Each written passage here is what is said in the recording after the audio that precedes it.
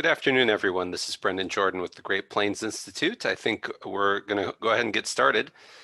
You are on the second in a series of webinars on the Midwestern Clean Fuels Policy. Webinar number 1 focused on the impacts of the California Low Carbon Fuel Standard on electric vehicle adoption and charging.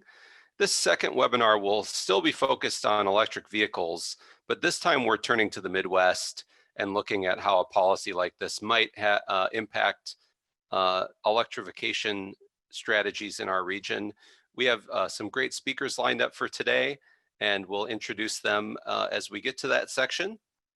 I want to offer some thanks, first of all, to the Midwestern Clean Fuels Policy Initiative, which is a stakeholder group that released a set of recommendations in January of this year for how a clean fuel policy could be adapted to the unique economic, political, and natural resource circumstances in the Midwest.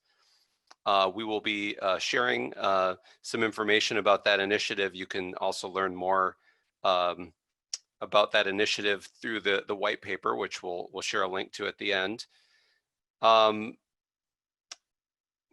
I want to also offer some thanks to the organizations that support this initiative. So this initiative is supported by some philanthropic foundations: McKnight Foundation, MacArthur Foundation, Spitzer Charitable Trust, and Gates Ventures.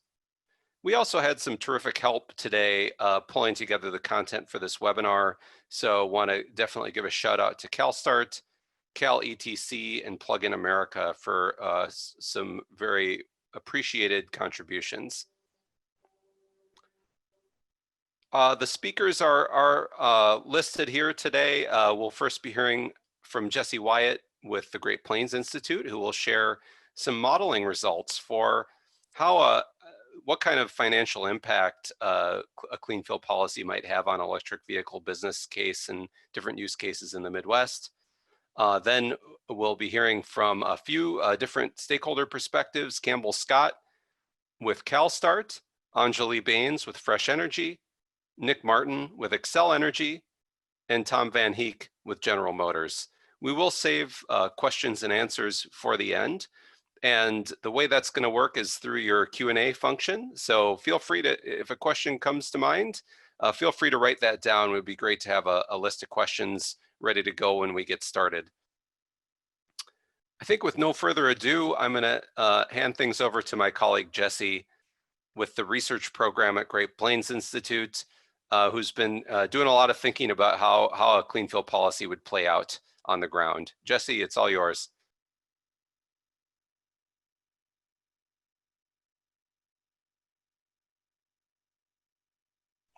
Thanks, Brendan, and classically started that muted, so my apologies, folks. As Brendan noted, my name is Jessi Wyatt. I'm an energy planner and analyst at the Great Plains Institute. I've had the pleasure of working on this Midwest Clean Fuels Policy investigation work for about 2 years, both learning from and with a lot of the voices you're going to hear on the webinar later today. But I would like to spend a little time giving a primer of sorts on what a clean fuels policy is, and then, as Brendan noted, diving into some of the results of modeling that we've done around financial outcomes of a policy like this. So what is a clean fuels policy? It's a market-based policy that provides a way to evaluate any fuel that has what we're calling a greenhouse gas advantage. So it does that by setting a standard for fuels with reduced carbon intensity, which is just their greenhouse gas emissions intensity, and it does that over a certain period of time.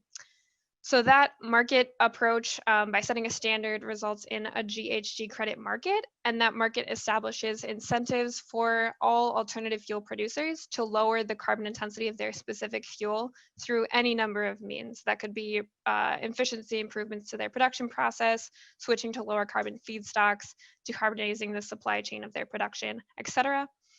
And as we've seen where this policy has been adopted in other parts of the country, that the sum total of clean fuels policy results in the reduced use of higher carbon fuels and then supports commercial deployment of lower carbon fuels. And that here is inclusive of electricity as a transportation fuel, as well as electric vehicles. So that was a lot of buzzwords, but the graphic at right hopefully helps illustrate that a little better. So on the y-axis, you're seeing that carbon intensity. So how many emissions, or what is the GHG emissions output of a specific fuel? And then the policy timeframe on the x-axis. So over time, how is it behaving? And then you see that bold black line, the carbon intensity standard, which starts at a value specified by the policy and then gradually declines. And the introduction of that standard creates two separate zones. So everything above the carbon intensity standard houses fuels whose scores are greater than the standard and are therefore generating deficits in that market, the credit market that we were talking about. And then everything below the line exists in this realm that we are affectionately referring to as the opportunity zone. And fuels here below the standard are generating credits.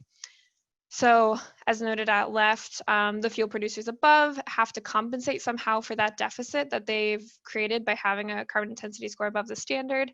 They can do that by purchasing alternative fuels or credits, and then those credits are coming from the generation of fuels existing in the operation or opportunity zone. And then I'll note that the credit generation is proportional to how far a fuel deviates from the carbon intensity standard. So the lower you can get the carbon intensity of your fuel, the greater opportunity you have for generating credits within that opportunity zone. So credit markets, right? We're talking about credits. What are those? They're measured in tons of CO2, and they're assigned based on both the volume of the fuel as well as that magnitude reduction from the CI baseline or standard. So credits themselves don't yet have a dollar value equivalency because credit prices, which is what is going to assign them that equivalency, can fluctuate according to the market. But what we have seen is that they've grown significantly in existing CFP markets. So what you're seeing on this slide is a table of historic credit prices from existing clean fuels policies that have been adopted in California and Oregon, and then a graphical depiction of that. So we see California starting at $15 per ton back in 2011 when the policy was implemented. And by 2019, credits prices were at $185 per ton. Oregon experienced a similar upward trajectory when they implemented their policy in 2016. Credit prices were around $51 per ton. As of 2019, $140 per ton. So this is helpful to understand sort of how historic credit prices have fluctuated, but also to think through what historic or what credit prices in the future might be in a Midwestern scenario. All great, right, Jessi? Yes, but how do fuel CI calculations work? So in order to get that carbon intensity score, we use a method called the Greenhouse Gas Lifecycle Assessment, or GHG-LCA. And this provides a holistic estimation of all of the greenhouse gas emissions associated with a fuel from the initial feedstock production, which in the case of electricity is the fuel used to generate the electricity, all the way through refining to use, which is when you put the fuel into the vehicle or charging station and it's being used by the end user. And this suite of phases that the fuel goes through is commonly referred to as well to wheel. So Argonne National Laboratory has created a life cycle model called GREET that already calculates the well to wheel carbon intensity of fuel production pathways. It's a open source model. And it already includes a lot of the fuel production pathways that we're exploring today and that are in use in other parts of the country. And then I'll also just note that the vehicle use phase, so that third in the series of phases from well to wheel, also does account for drivetrain efficiency in the miles per energy unit for specific vehicle types. So the graphic at bottom is just showing you the constituent parts of the GHG-LCA. So now everyone's an expert on CFP. And before I dive into the analysis that we've conducted, I just wanted to give a reminder that all of the results that I'm about to present are purely example carbon intensities of what we consider typical vehicles, energy sources, and use cases. So these are in no way prescriptive of any kind of policy or legislation. And that's twofold. One, it was, us generating typical use cases through conversations with experts or operators on the ground of what an average day looks like. But more importantly, the CFP program itself accepts producer-specific carbon intensities based on an individual LCA score that is assigned when the fuel producer applies to participate in the program. So there is no way for us to prescribe a score that happens on the ground. And then again, the GREET lifecycle model that Argonne National Laboratory has created will be the primary tool for conducting the LCA of fuel production pathways. So let's talk a little bit about electric vehicles and charging stations. And in order to do so, we have to take 2 steps back. So we start by looking at the electric grid mix, which determines the carbon intensity for electric fuels. So when we talked about the GHG LCA, this is the production period for an electric fuel. And we're noting here that the proportion of renewables and carbon-free generation sources directly informs the carbon intensity of electric vehicles. So you see 2 pie charts. The one at left is a high renewable electric generation mix, so over 50% renewables, supplanted by nuclear power and natural gas with very minimal coal. And that equates to about 1.126 tons of CO2e, or carbon dioxide equivalent, emissions per megawatt hour generated.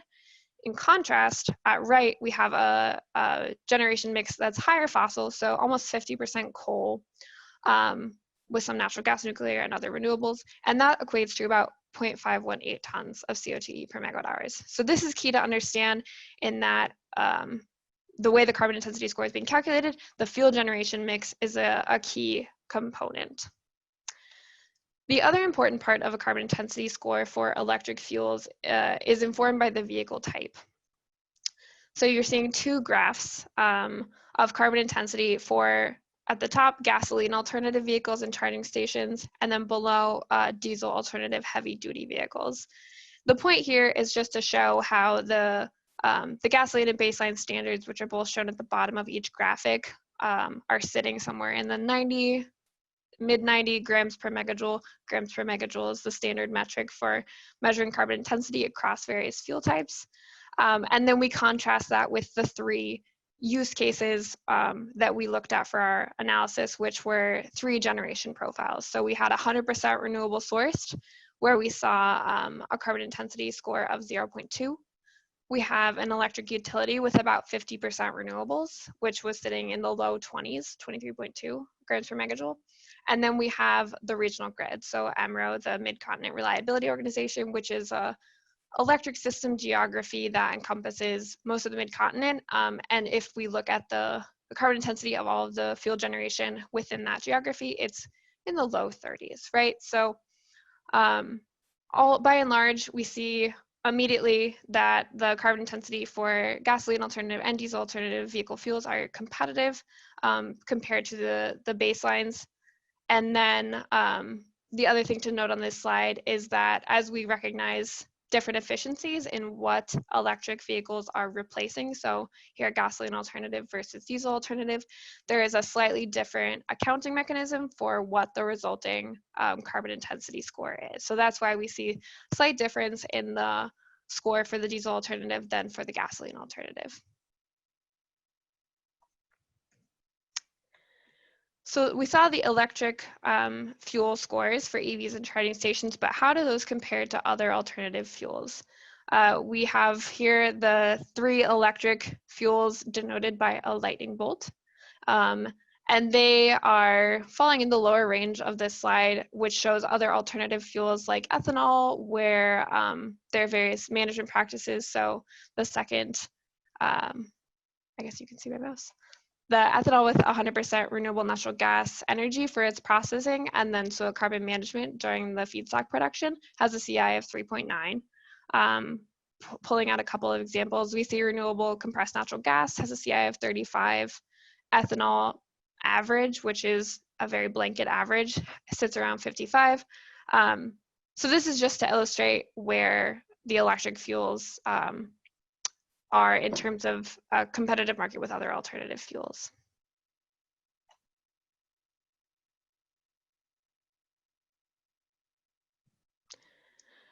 And then finally, for the sake of transparency, and because I hope a couple people at least are interested in some of the assumptions that we made around electric vehicles and charging stations.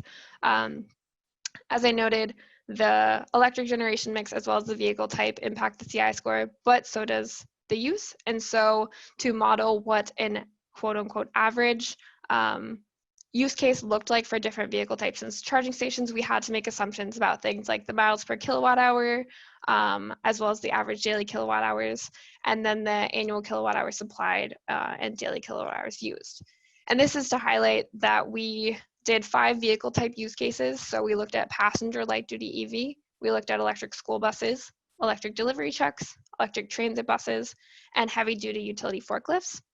And then for charging stations, we looked at a level 2 charger, a DC fast charger with what constituted low utilization, and then a DC fast charger with what constituted high utilization. And you can see the corresponding assumptions that we made around a typical day or a typical efficiency for each of these use cases. And then I'll also note that because we modeled this over a period of 10 years, so looking from now to 2030, we did have to assume that there would be an increasing number of EVs each year, which resulted in increased VMT for all vehicle types, and then increasing utilization over that same 10-year period for all 10 station types. So that's why this is noting that these are assumptions for in 21, and that those assumptions for all of these use cases increased over the decade. So this is all to set us up to look at what some of the economics start to be for the various use cases in a 10-year period based on the credit value that they would generate. So as we talked about credit markets, we understood that the price of the credit at any given point in time also dictates the dollar equivalent value that the fuel is generating. So here we're looking at left, the 5 vehicle use cases in a regional electric grid scenario where they're being charged on the regional electric or MRO grid. And then when there is a $100 per ton credit price and when there is a $200 per ton credit price. So this may be not super intuitive, but the darker colored bar for each use case is the $100 per ton, and the entire bar is the $200 per ton. So if we start at the very left with the passenger light duty EV, we see credit value generation equivalencies of $2,000 to $4,000. For a heavy duty utility forklift, we're in the $8,000 to $16,000 range. For an electric school bus, a dollar equivalency of $27,000 to $54,000. For electric delivery trucks, $37,000 to $73,000. And for electric transit buses, $76,000 to $152,000. So we then compare that, or are able to compare that with the high renewables utility scenario. So that's about 50% renewables in the electric generation mix. We're looking at the same use cases, and we see, in contrast, the passenger light duty vehicle is $2,000 to $5,000. The heavy duty utility forklift is $9,000 to $18,000. The electric school bus is ranging from $29,000 to $58,000. Electric delivery truck is $40,000 to $80,000. And the electric transit bus is $83,000 to $166,000. So I won't belabor by reading through all of them again, but hopefully we're familiar with this, this slide format because there are a couple additional slides that look very similar. So here we're now comparing the 5 vehicle use cases, again in the regional electric grid mix, now to a 100% renewable electric generation mix under the 2 same credit prices of $100 per ton and $200 per ton. We see that the opportunity for credit value generation is significantly greater with 100% renewable. And to pull a few examples, the opportunity for electric delivery truck under a $200 per ton credit price is upwards of $98,000. And an electric transit bus is looking at $200,000 over that 10-year period. So this is just a summary table of those graphs that we went through for folks who prefer to ingest information this way. You can see the 5 vehicle use cases at left, the various electric generation mix under which they were modeled, and then the credit value range over 10 years for the $100 to $2 per ton credit price.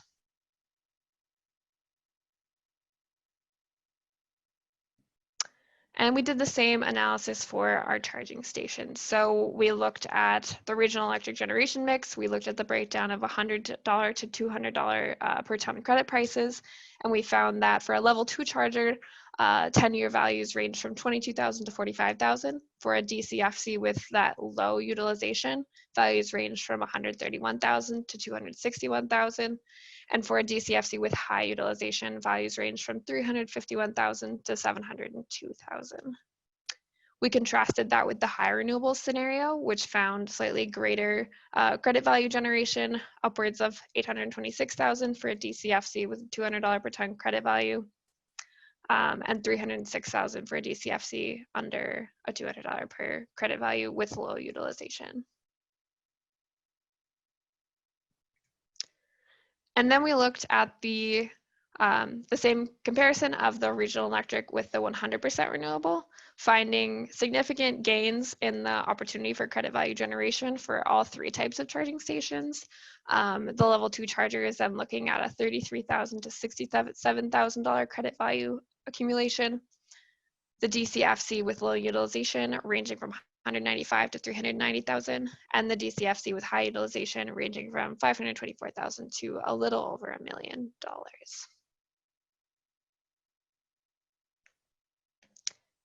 And again, summarizing those findings in a table format for folks that find that a little more intuitive, of the 3 charger types, and then modeled into the various electricity generation mixes and the resulting credit value over the decade.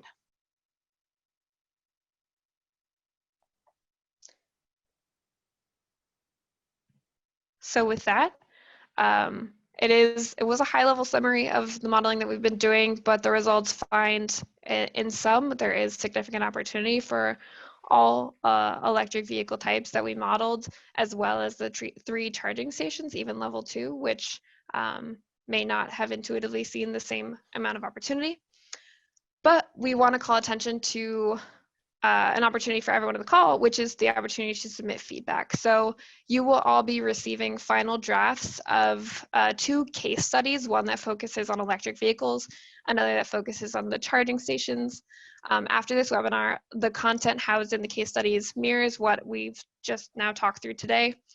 And we're seeking feedback on the following questions. So 1, are there any sections that need clarity? If so, please let us know what is unclear and any suggestions for improvement. And 2, what questions remain for you after reading the case studies? So please, you're encouraged and welcome to submit feedback to Caitlin Bachland. Her email is here, and you will, I believe, be receiving that email with a copy of the slides after the webinar. And we look forward to hearing your input. Jessi, thanks so much. You know, we're a little ahead of time. I was intending to save questions for the end, but why don't do you mind if I shoot you a couple questions now that have come in? Sure thing. I got a couple questions about nuclear power. Is it the same as renewable in calculating carbon intensity of electricity? Great question. In GREET, no, it is not. It is a separate calculation for nuclear. Okay. So it's probably fairly similar, but not identical. Correct. Yeah, yes. And I think that has to do with the pre-calculations associated with the emissions that are incurred during development of the generation facility construction. Okay, thanks. So it is an attempt to accurately model the life cycle emissions for any type of electricity separately. Yes. There's a question about where in the country is nuclear power 34% of the total? Great question. I assume that we're referring, I don't want to give anyone whiplash. We're referring to this slide. And that is a hypothetical mix. I want to say that correlates to the mid-continent in parts of it at this point, but don't want to be quoted on that. Yeah. And every mix will be different. Every utility mix will be different. And there's different ways to approach this. You can do a statewide average value. You can let utilities determine your own values, and some of that will still be determined in the Midwest. Question here about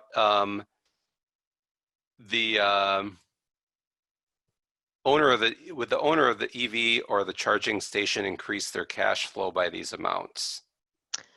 Sure. So that's a great question. It goes back to the caveat we made in translating this analysis to policy. So everything I talked through today is very much illustrative analysis of this is what the credit value generations could look like, but in no way does this decide or inform who or what user would those values be assigned to. So that's unless Brendan, you have something to add, that's a piece that's hashed out in the room where you all decide on the policy, which is a room I don't envy being in because yeah, it's a lot of smart minds.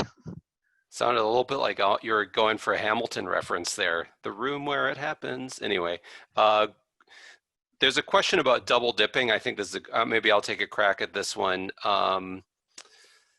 Do vehicles and charging stations both produce credit, and is there the opportunity for double dipping? I think we want to avoid double dipping. That is a policy design question, and that has not yet been decided in terms of who actually gets to generate the credits, whether it's the charging station, the owner of the charging station, the operator of the vehicle, or perhaps the utility as the fuel producer.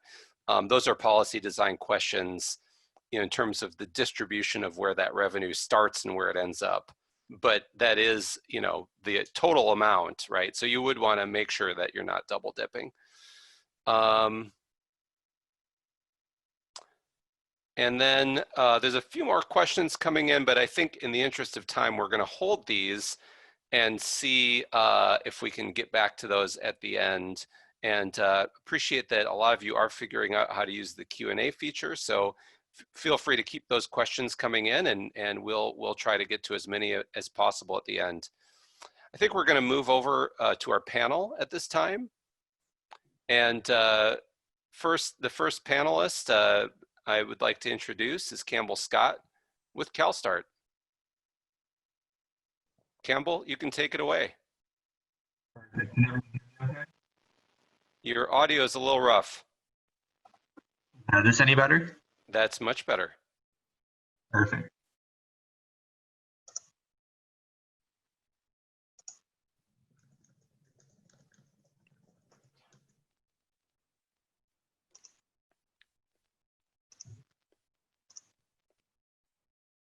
And can everyone see my screen okay? We can see it. Perfect. Fire away. Well, thank you very much for the introduction, and thank you to the Great Plains Institute for including me in this presentation. As he mentioned, my name is Campbell Scott, and I'm a project manager at CALSTART. I'm going to be talking a little bit about the EV market and mechanisms to help drive EV adoption. So really quickly, I'm just going to give an overview of the topics I'm going to be covering. So I will be doing a market overview, and I think a really useful way to look at the market is through CALSTART's vehicle beachhead model. After that, I'll be talking about successful mechanisms to drive EV adoption, including vehicle incentive programs, and of course, the reason why we're all here, the Lcfs program. And finally, I'll talk about my clean fuel policy recommendations for the Midwest. But before I get into that, I just want to talk about how CALSTART kind of likes to think about opportunities for government and industry to overcome market barriers, just because it kind of helps frame different actions.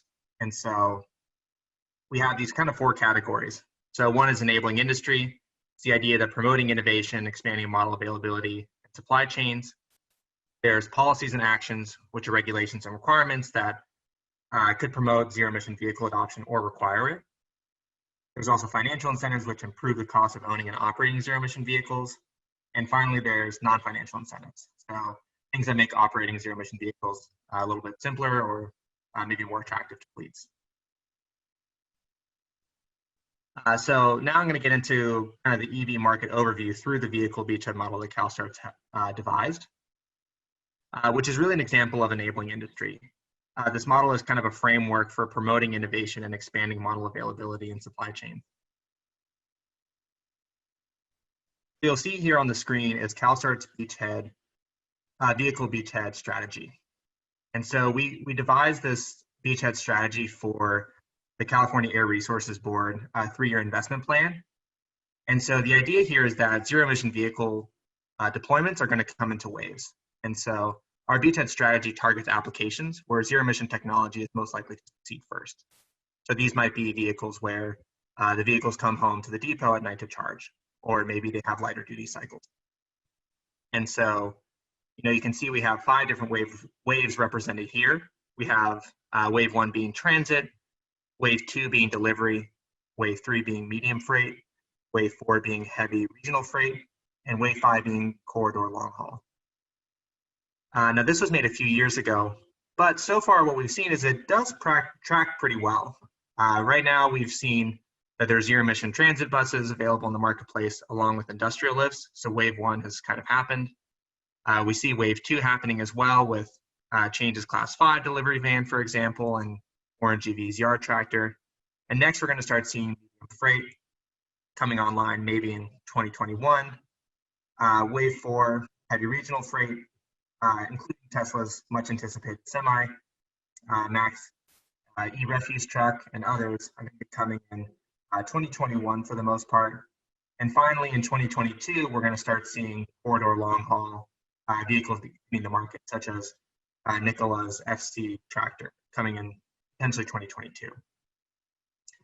So as you can see here, there's kind of an evolution in terms of vehicle complexity and energy demand. And so far, this has tracked really well. So we have a pretty good idea that by the end of 2022 or 2023, that most vehicle classes are going to be supported in the marketplace. So again, I kind of gave that overview just to talk about the existing vehicles and the vehicles that are coming to the market in the future. So now I want to talk about mechanisms that we can employ to help drive adoption as these vehicles come to market. The first one I'm going to talk about is vehicle incentive programs. And vehicle incentive programs are really an example of enabling industry and financial incentives. They're financial incentives because they improve the cost of owning and operating zero-emission vehicles, but they also enable industry because they allowed for the early adopters of zero-emission vehicles to be adopted, which then promoted innovation and expanded model availability and supply chains for those OEMs. Again, I'm going to go through this really quickly because it's not the main focus of my presentation, but CALSTART has designed and managed smart incentive programs across the United States. We started with California HVIP, which invests hundreds of millions of dollars into hybrid and electric trucks and buses, and we've been designing and managing the program for about 9 years. This was a voucher incentive program that was cash on the hood, so the savings was seen immediately, which really promoted EV adoption, which allowed OEMs to expand their supply chains and improve model availability. We replicated this success in other markets, such as the New York Truck Voucher Incentive Program and Drive Clean Chicago as well. Now I'll talk about the reason why we're all here, which is the low carbon fuel standard and other related fuel policy. So this is an example of both a policy and a financial incentive. So, it is a regulation and requirement. However, it's also a financial incentive in the sense that it improves the cost of operating zero-emission vehicles. So Jessi did a really great job of kind of covering what the LCFS policy looks like. So I can really just focus on the benefits that California has seen. So in California, the total cost of ownership of zero-emission vehicles reaches parity with internal combustion engines much faster across all vehicle classes because of the value that the credits that zero-emission vehicles generate in California's LCFS market. So as most of you probably know, zero-emission vehicles in the long run tend to be more affordable in terms of total cost of ownership. But what LCFS market really does is that allows the parity to be reached in a shorter time frame, which makes the investment for most businesses much more attractive and feasible. The savings are very significant as well, in the sense that we see over the 10 to 12 year lifespan of the vehicle that California's LCFS credits can generate $100,000 to $250,000 in total value, which is pretty significant in the total lifespan of the vehicle. Finally, California does also benefit from additional lifetime savings from decreased fueling costs, as California's policies do guarantee that EV charging will eventually be cheaper than gas and diesel. Now that I've kind of talked a little bit about LCFS, I do want to also touch on policy beyond LCFS. So as we kind of established, the low carbon fuel standard effectively reduced the total cost of ownership for EVs in California.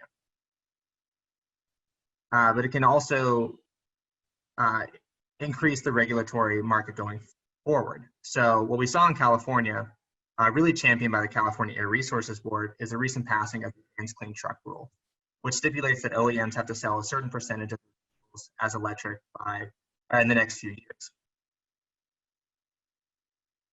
The justification of the adoption of this rule relied heavily on TCO analysis, partly due to the fact that the LCFS credits made the TCO much more favorable towards EV adoption, therefore justifying this more ambitious requirement. So looking forward, when adopting an LCFS policy, it's important to think about how you can leverage the increased savings and total cost of ownership to increase regulatory standards. So finally, I'm going to give my clean fuel policy recommendations for the Midwest. We're all here to talk about the LCFS, so I'll really be focused on that and ways to improve LCFS policy. So firstly, I think regional coordination and planning is really important. As most of us know, corridors kind of transcend state borders. So it's really critical that there's regional coordination and planning so that the rules are consistent across different state lines.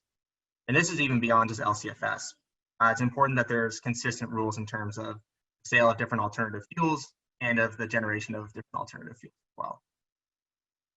I would also recommend at least considering a provision for infrastructure crediting as part of an LCFS policy to include hydrogen stations and DC fast chargers.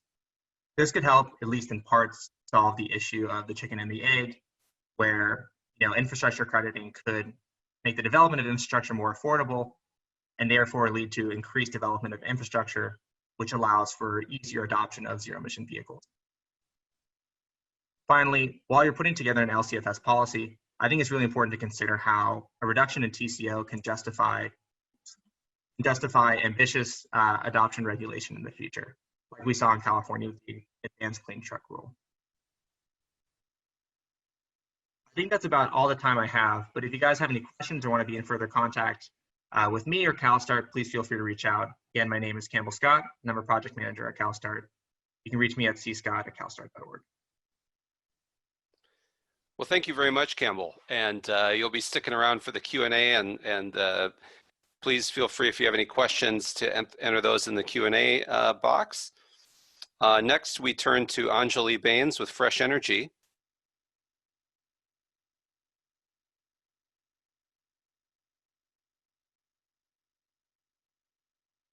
You might possibly be muted. I was muted. Can you guys hear me now? We can. I'll share my screen.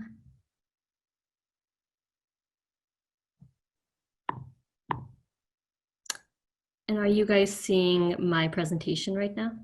Not yet. You might have to actually you have to click on the box and hit the share button. Ah, got it.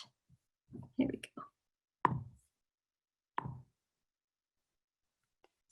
And we're seeing your presentation view. Perfect. Great. Thank you for bearing with me there.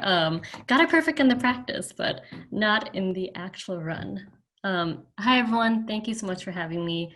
My name is Anjali Bains. I'm a senior policy associate on the beneficial electrification team here at Fresh Energy.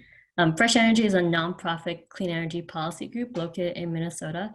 We've been around for about 30 years and work primarily on clean energy policies in both the regional and state agency space, at utility commissions, and with lawmakers generally.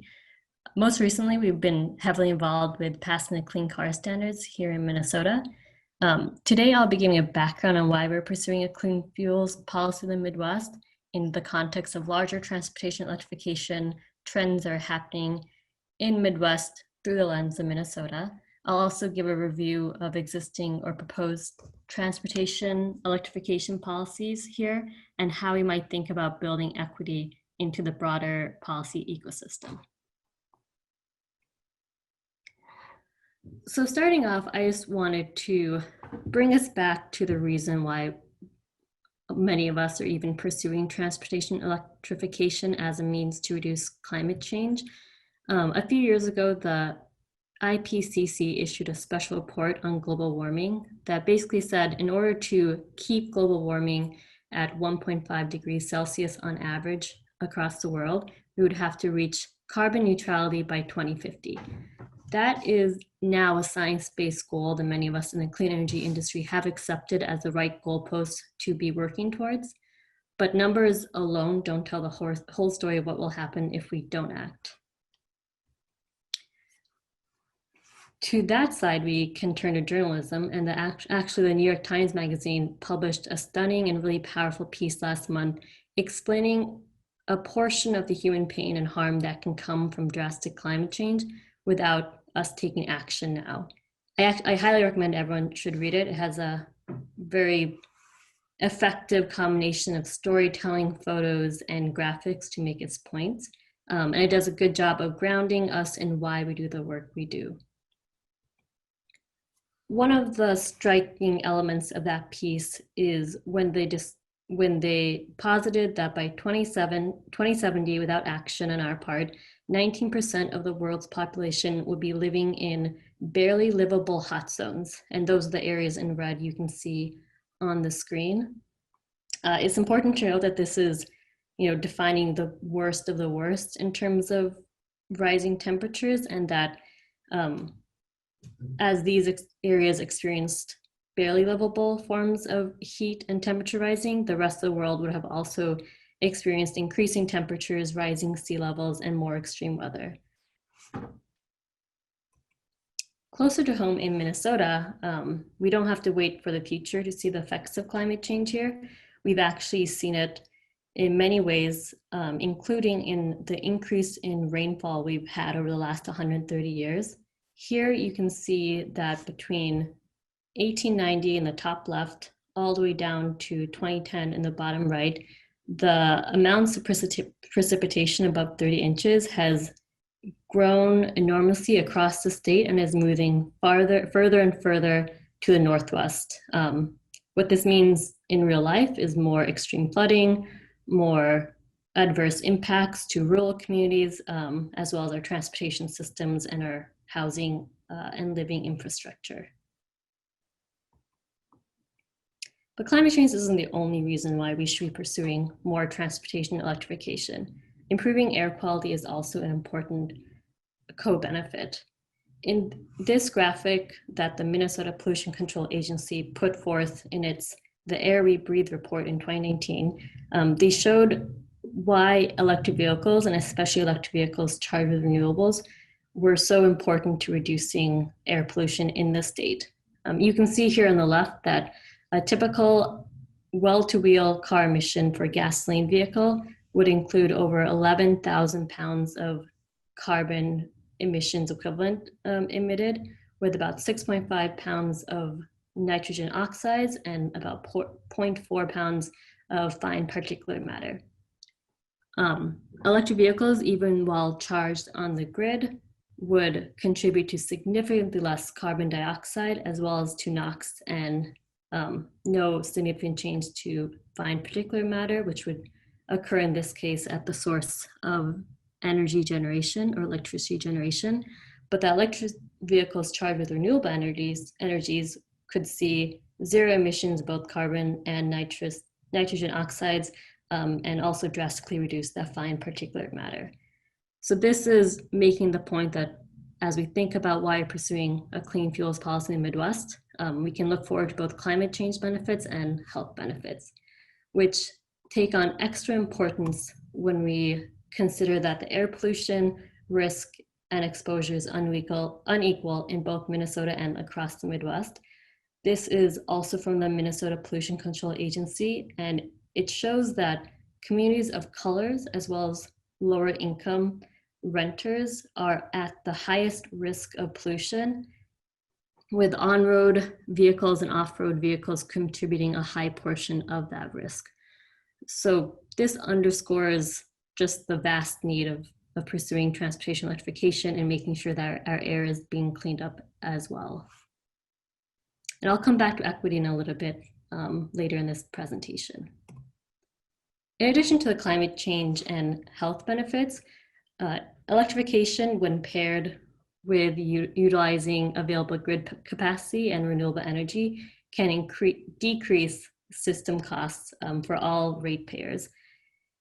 In a 2018 study by MG Bradley, it was found that Minnesota could accrue bill savings of over $10 billion statewide by 2050 in a scenario that assumed we reached 80% of emissions reduction by 2050.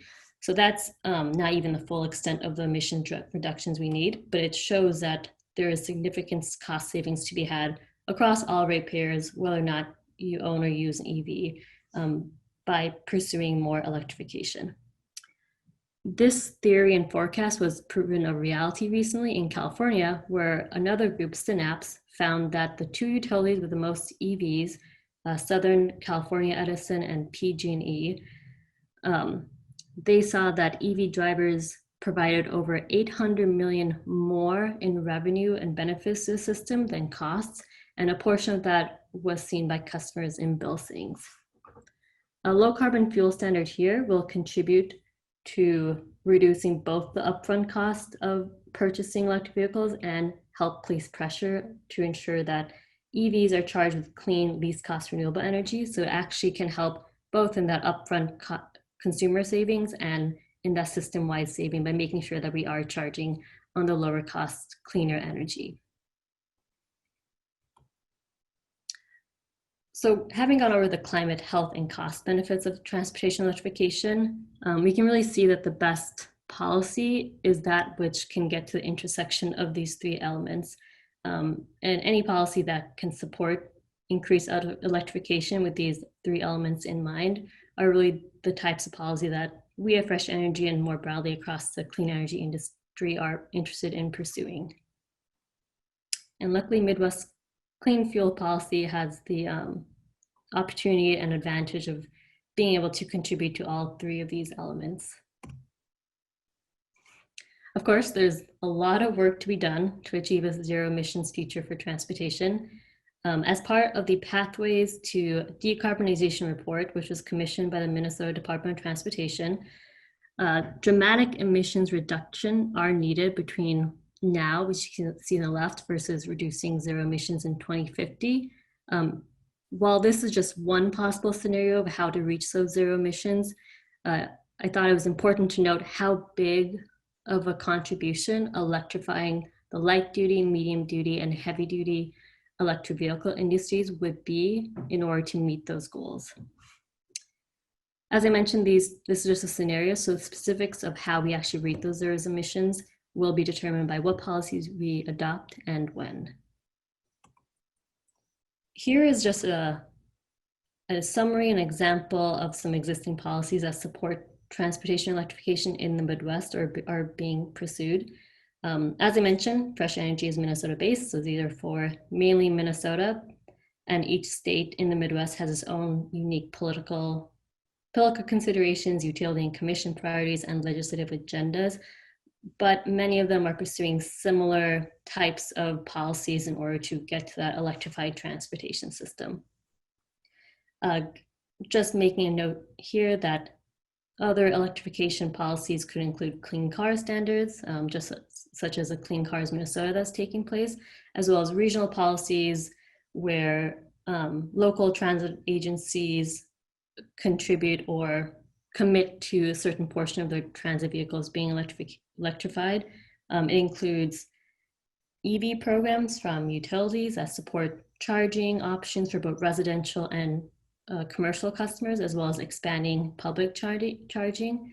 It includes funding from the Volkswagen diesel replacement program, which not only targets charging infrastructure, but also provides funding to replace heavier and medium duty on-road and off-road vehicles with electrified versions. And it also includes company and private sector action, such as the commitments we've seen from Amazon to secure, I think it was 100,000 electric delivery vans, and the announcement from Lyft recently to reach zero emissions by 2030 by electrifying its own fleet.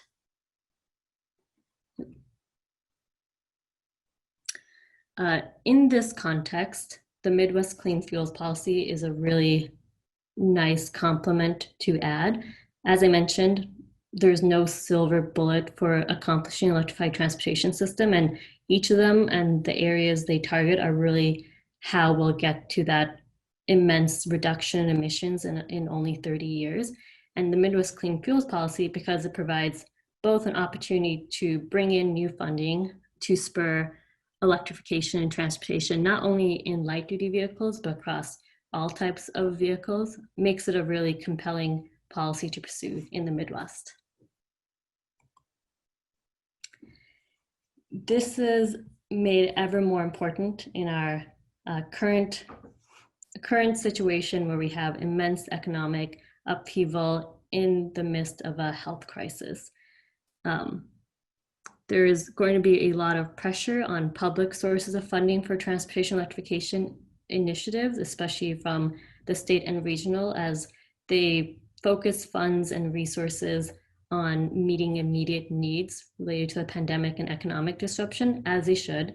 So pursuing something like a Midwest Clean Fuels Policy, which allows funding coming from the private sector in a different manner than just public funding, means that it can help the whole system and policy suite of electrified transportation become more resilient to these disruptions and ensure that we continue on the path of electrification.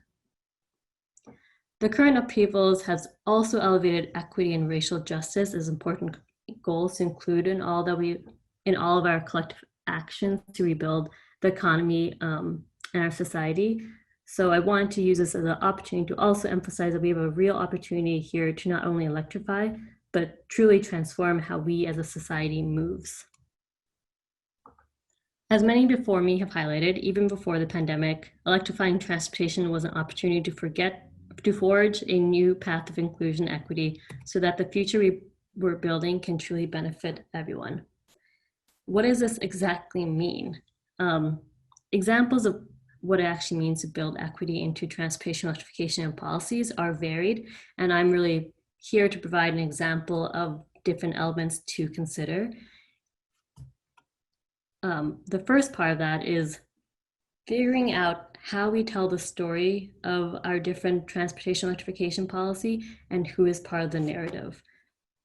It's really a privilege to have the time and space to get into the wonky details of a policy like a low carbon fuel standard, and keeping the end goal in mind of that climate change reduction and health benefits is key to both humanizing the policy for us here and telling its story to non-expert audiences and communities so they can both understand what we're talking about, as well as contribute their own ideas and perspectives to these policies. This is important to not only ensure the voices that traditionally left out can actually understand and participate in these policymaking decisions, but also so we can ensure that the lawmakers who will be tasked to pass a clean fuels policy understand exactly why such policies are important and need to be pursued. Another element of building in equity means considering how we can reduce the burdens of frontline and fence line communities. Frontline and fence line communities are those who are most exposed to climate change and pollution, and are often the communities living near major highways or gas plants or chemical manufacturing plants. So again, building in equity means looking at our policy and understanding who will be impacted and who might we be able to benefit from designing the policy in a way that it reduces these burdens on communities most exposed and burdened by air pollution and climate change. The last element I'll share is also taking a step back from the policy itself and the goal of electrification to figure out what the community itself needs. We're all in this transportation electrification space, myself included, and it's easy to get stuck in a tunnel vision of trying to electrify the end pieces of an entire system rather than look at the system itself and figure out what else needs to be changed. A recent article from the Energy News Network covering the Citizen Utility Board of Illinois' recent transportation equity report actually had a really good example of what looking at the bigger picture for community needs might look like. They were providing an example of a community in South Chicago where they were supportive of electrifying delivery vans, but they also wanted help in siting the delivery warehouse that was located in the neighborhood elsewhere, so they could benefit both from electrification, but also from changing development decisions so that their neighborhoods weren't always the ones that were being asked to live with these delivery centers that had more transportation and faster moving vehicles as a result. So that's an example of how we can take a bigger picture to look at other policies that we as organizations might be able to support in order to move forward, not just a reform of the system, but transformation of the system. Finally, I'd like to note that we are speaking as your peers here. Fresh Energy is also striving to understand how to build equitable policies and be better partners. And we don't have all the answers for this. These are really just suggestions of how do we begin the conversation of building an equity. We are also learning how we can change not only the chess pieces, but the game board itself to achieve a clean and equitable future. Finally, I wanted to share some examples of what building an equity could look like in this clean fuels policy process for the Midwest. I'll note that these are not exhaustive examples and are truly initial ideas that have not been checked against community needs or inclusive of more stakeholders. So take them with a grain of salt. They are examples to provide a chance for conversation and discussion in this webinar. Elements of considering equity in the Midwest Clean Fuels Policy would be considering these two questions, which is one, who benefits from EV credit generation, which really looks at who's receiving the credits. Is it consumers? Is it utilities? Are there other entities? How the EV credits should be calculated. The more credit an EV can get for charging on renewable energy, the more funding, quite honestly, would be available for equitable policy. So that's a consideration we should also be thinking about as we parse out the the credit calculations for the larger Midwest Clean Fuels Policy. Finally, in addition to who benefits and how the credits should be calculated, we should be especially focused on what should the credits be used for to advance equitable adoption of electric vehicles in Minnesota and the Midwest at large. This means considering which stakeholders do we bring in to help us craft use of the credits. For instance, could credits be used towards helping reduce the upfront cost differential between diesel and electric transit buses or school buses?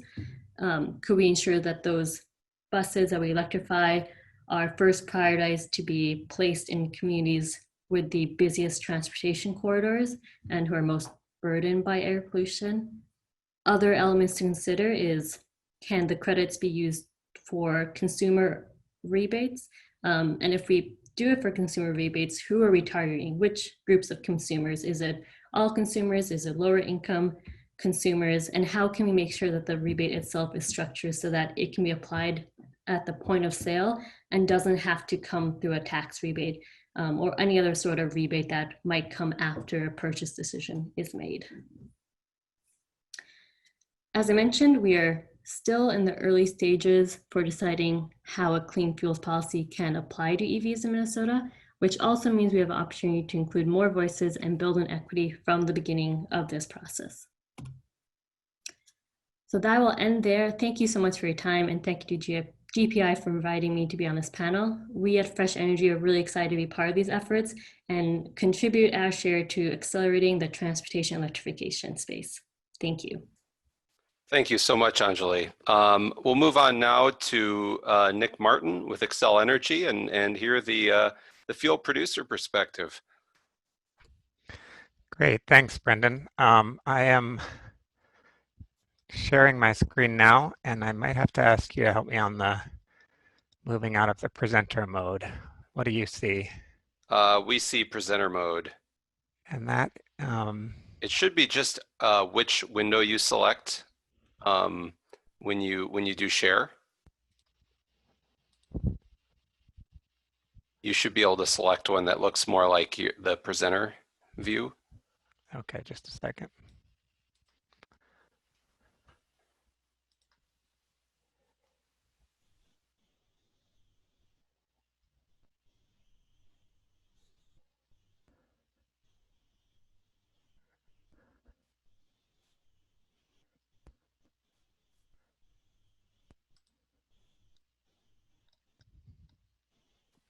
Sorry, so I'm sharing now, but I don't recall where that Nick, pull down is. if you go to slideshow and then begin.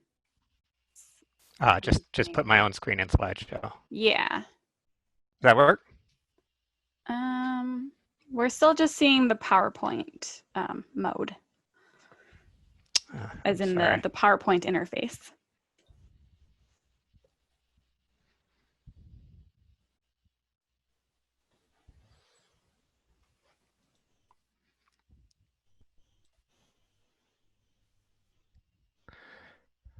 Well, maybe Hannah, I'll let you take over and just project the slides if I could, just to not waste time. I'm sorry, I can't see where to choose that differently. No worries, I can go ahead and take it. So just, oh, you're there. Looks like you're there. Ah, okay. Okay, so thanks for the chance to present. My name is Nick Martin. I'm with Xcel Energy. I'm going to spend most of my time sort of giving a utility perspective, some sort of preliminary thoughts on how we've been thinking about a clean fuels policy that might work in the Midwest. Before I do that, I want to just do a couple of sort of stage setting slides. And I want to start with this. Transportation overtook electricity as the top greenhouse gas emitting sector nationally in 2016. We were glad to relinquish that distinction. It's also the case in Minnesota. If you look at the chart on the right, this is data through 2016, so you can see that it's actually pretty hard to see, but transportation is just a little bit more than electricity, and I think if we looked at data for 2019, we would see that that gap has widened. Transportation has only declined 8% from 2005 to 2016, compared to 29% for electricity. So there's a pretty big difference there. Xcel Energy, our carbon emissions have declined about 44% as of 2019, which puts us over halfway to our 80% reduction by 2030 goal. So the potential, I think it really highlights the potential for electricity, lower carbon electricity to help drive the decarbonization of transportation. And as Anjali was highlighting, you know, electricity alone can't achieve the economy-wide reductions that are needed to limit temperature increase to 2 degrees or 1.5 degrees. We need the whole economy to do that. And that means we need stronger mechanisms to drive decarbonization of transportation and other sectors. Last thing I want to point out on this slide is if you look at the top 3 emitting sectors in Minnesota, transportation, electricity, and agriculture, the really powerful thing about a clean fuels policy is that it can address all of those by means of a market mechanism that sort of allow all of those sectors to benefit. So we think that's a pretty powerful sort of framework to think about. In terms of lower carbon electricity, I want to say a little bit about the Upper Midwest Resource Plan that Xcel Energy has proposed most recently, which would retire all of our coal generation by 2030 and reduce the operation of coal units prior to their retirement, add about 6,000 megawatts of new wind and solar, extend the life of one of our nuclear units, add substantially more energy efficiency and demand response than we've ever done before, and add a certain amount of gas to enable coal retirement and support renewables. The net effect of all those changes in the sort of overall transition in our electricity system is that by the end of the planning period for that resource plan, this is shown in the top left, 2034, 75% of the electricity we provide to our customers will be from carbon-free sources. Along with that, our total carbon emissions will decline a little bit more than 80%. And carbon intensity, that is the pounds of CO2 per megawatt hour of electricity, will decline from almost 1,300 pounds in 2005 to 260 pounds by 2030. So what that means is that an EV charging on Xcel Energy's Upper Midwest system, and if you look at the chart on the right there, could have about 80% lower CO2 than a typical gasoline car by 2030. An EV charged on a 100% renewable tariff could have zero direct carbon emissions and an EV on managed charging that's designed to match the charging to high renewable hours could have something in between there, less than half a ton, more than zero. Now, I want to hasten to say, we realize this isn't exactly how carbon intensity is calculated in a clean fuel policy. Jessi described that really well. This is basically comparing direct CO2 from the tailpipe to direct emissions from the electricity charging EVs on an increasingly clean electricity system. And as Jessi explained, CI calculations are life cycle. They're well to wheels. So they compare a little bit different thing. But directionally speaking, this shows really how powerfully transitioning the electric system to a higher and higher share of carbon-free electricity can lower carbon intensity. So directionally, you'd see the same thing. I noticed on one of Jessi's slides, an estimated carbon intensity of 23 grams per megajoule for a hypothetical 50% renewable utility. Here, we're driving toward a 75% carbon-free share. So that carbon intensity would end up somewhere below 23 grams if we had a utility-specific CO2 intensity. The last sort of setup slide, I just wanted to give a quick glance at Xcel's currently approved and filed EV programs across our states. We've got a lot happening in Colorado and Minnesota, and increasingly also in Wisconsin and New Mexico. I won't go into details here, but we've really designed these EV programs to address what we think are the three primary barriers to greater EV adoption around customer education and awareness of the benefits of EVs, ways to bring down the upfront costs of vehicles and charging infrastructure, and ways to improve incentives to charge when energy costs are lowest, which also tends to be the hours when carbon is lowest. And we're also really working to design our EV programs in a way that we're sure they're providing benefits to all. Anjali talked a lot about equity. We want to make sure that everyone is benefiting from the growth of EVs, which would include our customers who purchase an EV themselves and save a lot of money on at the pump and in vehicle maintenance, but also putting in place options for electrified public transit, electrified ride sharing accessible to low-income communities, benefits of improved air quality that benefit reduced emissions, and better air quality that benefits everyone, but in particular benefits disproportionately impacted communities, as Anjali showed on one of her slides. So we really want to make sure that the benefits of these EV programs are spread across all customers. So I'm going to shift gears now, and I just have a few slides that just really preliminary thoughts on sort of what we think are the key policy design questions for a Midwest clean fuels policy. There's a lot of bigger policy questions here that I'm not addressing in terms of the overall stringency of the policy. How fast does it decline? How do we make sure that benefits flow to farmers? How do we make sure that benefits flow to consumers? All those questions I'm not speaking to. I'm just giving some thoughts on some EV related questions. And I also want to emphasize these are preliminary thoughts, not firm positions. We're still in the midst of discussing with EV stakeholders in the process all of these questions. But I think what you see here on the screen are the three, in my mind, the three key categories of questions, and I'll speak a little bit to each of these. On each of these slides, I've got just one for each question. I show on the right what California has decided. Not that we need to do everything exactly how California has done, but as an example of an existing and well-established low-carbon fuel standard. And then some preliminary thoughts for a Midwest standard. So the first question, who should be the credit generator? In California, the decision has been that for residential EV charging, the utility is the default credit generator for what they call base credits that are calculated based on sort of grid average carbon intensity. I don't think we should do it that way exactly. I'm going to come to that in the 2 slides later. But just in terms of this question, those credits go via the electric distribution utility.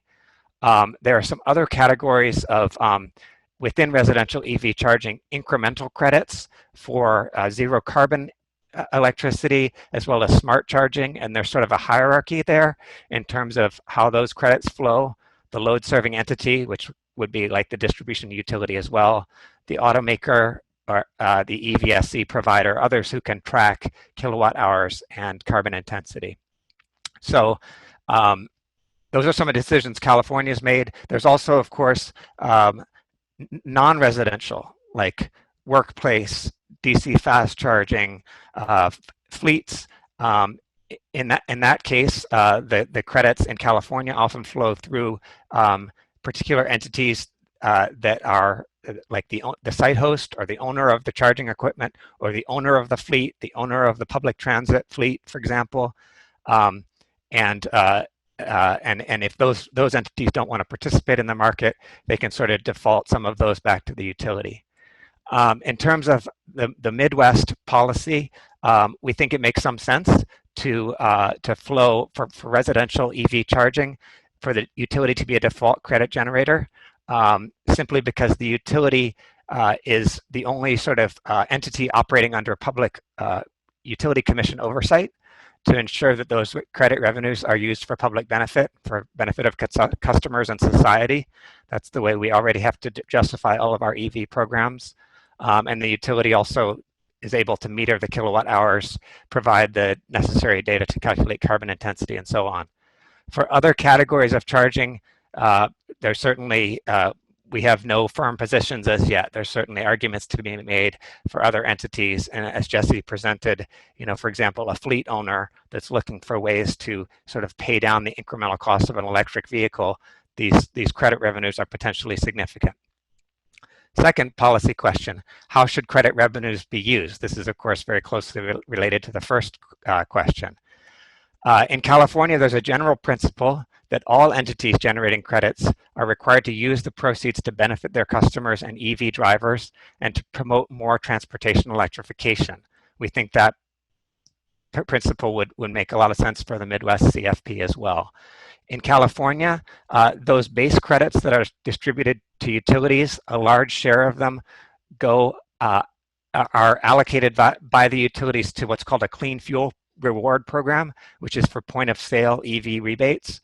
A portion of the remainder, currently half of the remainder that don't go to those point of sale EV rebates, are to be allocated to equity projects that benefit disadvantaged, low income and rural communities.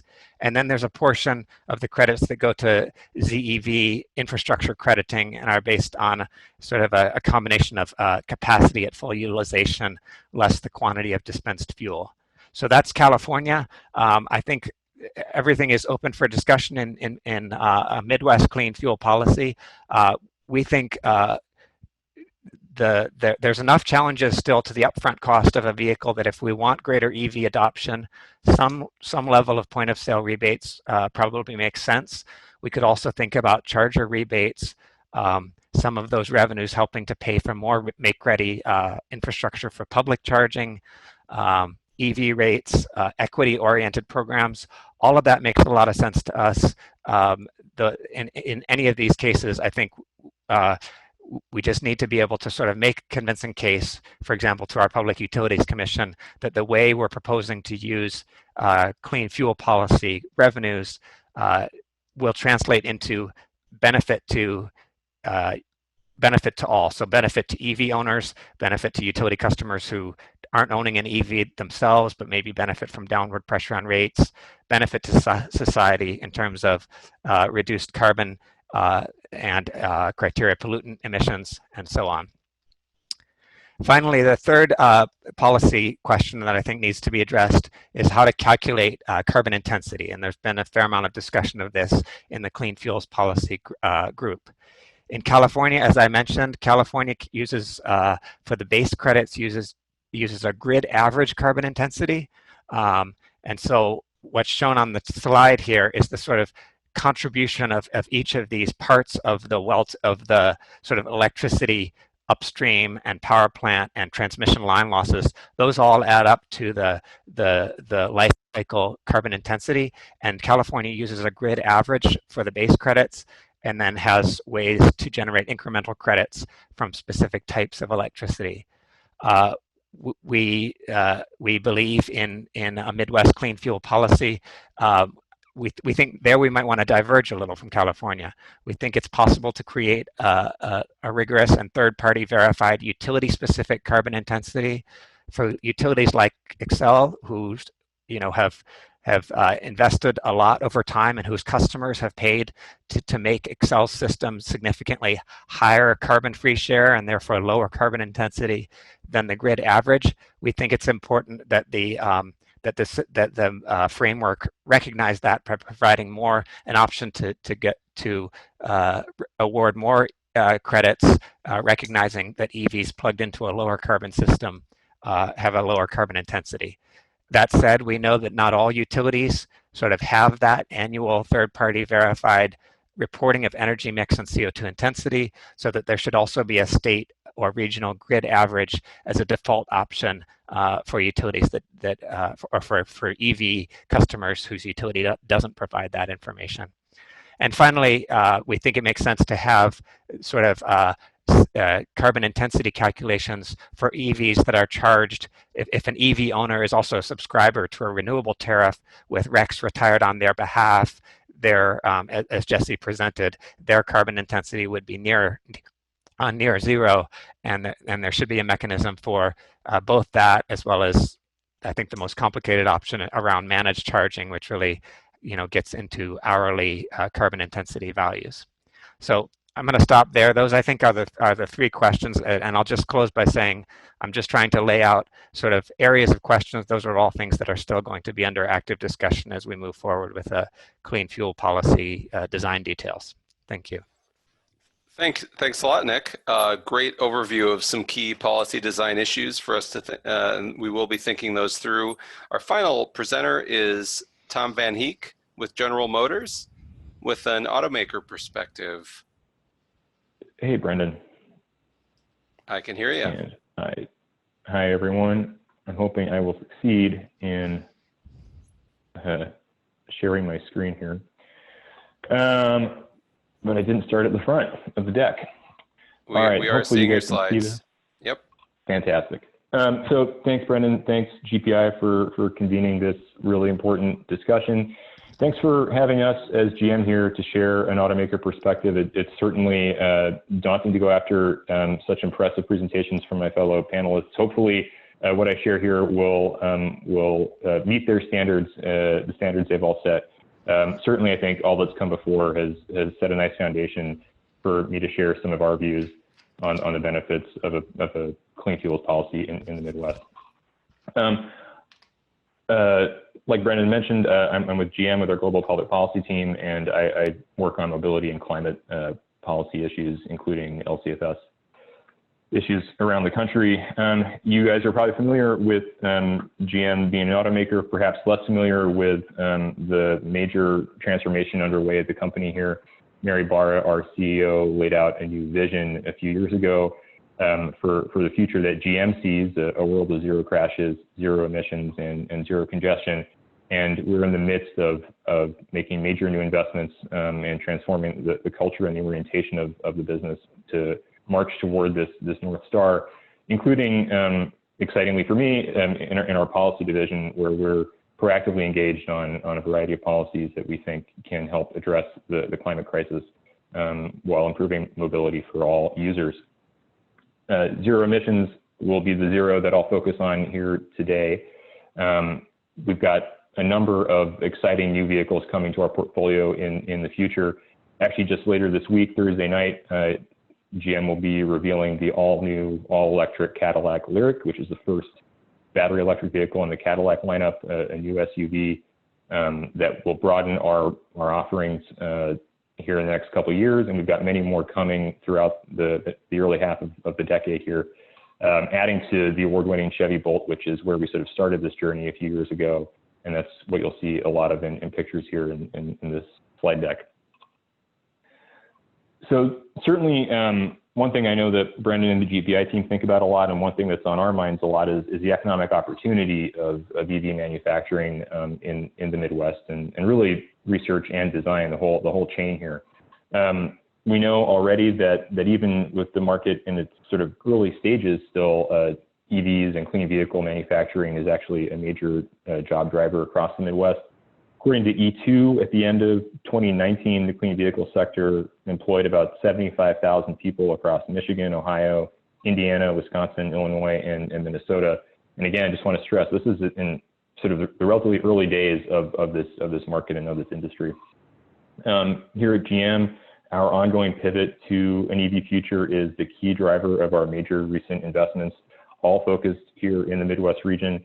In January, we announced a $2.2 billion investment at our Detroit Hamtramck assembly plant to produce a variety of all-electric trucks and SUVs. This is our first assembly plant fully devoted to EVs, and it won't be the last. December 2019 saw us announce our joint venture with LG Chem to mass produce battery cells for our coming BEVs. This will be taking place in Ohio, creating about 1,100 new jobs. This is not Michigan focused, but of course ties in to the broader Midwest theme here. And in March 2019, we announced a $300 million investment in our existing Lake Orion facility where we manufacture the Chevy Bolt today. That's going to be the home of manufacturing for an all-new Chevy EV coming very soon, adding another 400 jobs. So this is really a driver of growth for our business, for the entire industry. And that's one reason to be really excited about this, and anything that can help support the industry, which is one thing we think LCFS can do. So Nick touched on this. From our perspective, these are some of the requirements for broader EV adoption. We know that we need to produce vehicles that deliver a longer range at an affordable price. We need performance and utility across a range of vehicle types. The Bolt's a great car, but it's not for everyone, and that's why you're going to see an exciting new Cadillac coming this week and more in the future. We need ubiquitous charging infrastructure. You might have seen GM is doing its part in partnership with EVgo to help build out the public DCFC network. We need a lot more of that to give consumers the confidence that they can take their EVs anywhere, anytime. And we need supportive policies, and that's one thing I want to focus on here. So GM certainly believes that a low carbon fuel standard, a clean fuel policy can have many potential benefits. And the first is simply that it's an effective tool in our toolbox for reducing emissions from the transportation sector. California's policy expects to reduce emissions from the sector by almost 100 million metric tons. That's not going to solve the problem, but it's 100 million metric tons we don't have to find somewhere else. Everything is going to be helpful here. We need sort of an all-of-the-above approach to reducing global warming emissions to tackle this crisis. LCFS policies, as I mentioned, encourage innovation. They can create jobs, whether it's in fuel research. You can think of synthetic fuels as sort of a frontier area here, whether it's for charging installation or helping support the EV market and helping companies like ours continue to grow in that area. We really love that LCFS policies are supported by an uncommon variety of stakeholders. This is the closest thing to a win-win out there. You can build a really big tent, and that not only helps with achieving policy success and getting it over the finish line, but in its durability and ensuring that it sticks around. And finally, LCFS policies can create new revenues, and we've heard a lot about that today. I don't need to share how that works, but I can share perhaps with finer detail why that's so important to us as an automaker. Ultimately, credit generation and sales can support EV adoption in both the light-duty and the heavy-duty sectors. So despite being home to the American auto industry, the Midwest is not home to the country's most robust EV incentives or supportive policies, but one of the most compelling features of a clean fuels policy is that if we design it well, it can help create stable incentives for vehicle electrification that are, and this is really important, unaffected by sort of the annual legislative and budgeting process in cash-strapped states. So, for example, with the right program design, we can ensure that residential charging credits feed back into consumer-facing EV purchase rebates. We have an example of that in California. Agree with Nick and Xcel that that's likely a key priority for any Midwest program. We really need that to support early adopters here in the region. We know from experience in a number of states like Georgia in the past that have had incentives and took them away, as well as from research, academic research from folks like Ellen Jen at UC Davis, that rebates, putting cash on the hood or a tax credit is absolutely crucial for driving sales in this nascent industry, and we can't afford not to have them to build the market here. For commercial fleet operators, there's a really valuable opportunity like that we've heard about this afternoon to capture charging credits to offset perhaps their electricity costs or to offset the cost of the vehicle purchase over its lifetime. That can help the business case pencil, and perhaps is going to be the key to convincing a fleet operator in the next couple of years to transition its existing diesel truck to a BEV truck instead of going one more round with a diesel vehicle perhaps before they make that transition in the 2030s. And we know that we need to make these fleet transitions sooner rather than later. Automakers benefit here from greater EV sales. This sort of helps make all the investments we're making today worthwhile. But as Nick mentioned, there's also opportunities for OEMs to benefit from incremental charging provisions if the policy is designed that way. That can go directly back to the OEM and support additional investment in electric vehicles. So that's a real opportunity too. I'm cognizant of the time here, so maybe I'll stop and give us just 1 or 2 minutes at the end in case there are any questions we want to talk about live. But I'm also happy to talk further with anyone offline about any of this. This is a really exciting area for GM. We're keen to explore this further and excited to see how this conversation develops in the Midwest. Unfortunately, we are out of time, I'm afraid. This has been a really great set of presenters with a lot to say, and so we did go over, blew right through our Q&A time. I have been trying to answer some of the questions in the Q&A directly, and you know, can certainly try to answer questions if people want to reach out to us. I think at this point I'm going to just jump right into some wrap-up topics. And let's see here. Oh, sorry. So this, first of all, this will be recorded. We'll make that available. Secondly, you can download the white paper at betterenergy.org/cleanfuelspaper. You can follow us on social media where we do provide updates through the Great Plains Institute about clean fuel policy and other topics. And you can sign up for our e-newsletters as well. And then we did ask, Jessi teed up, we would love some feedback on the presentations we've given and some informational materials. We're working on a fact sheet. And so we will follow up offline to ask for your feedback. And meanwhile, if you have other questions that weren't answered today, do feel free to reach out. We'll do our best to answer them or connect you with the answers. Once again, I appreciate everyone's time today. This has been a great turnout, and thanks again to our speakers for a very informative session. We are ready to adjourn. Thank you again.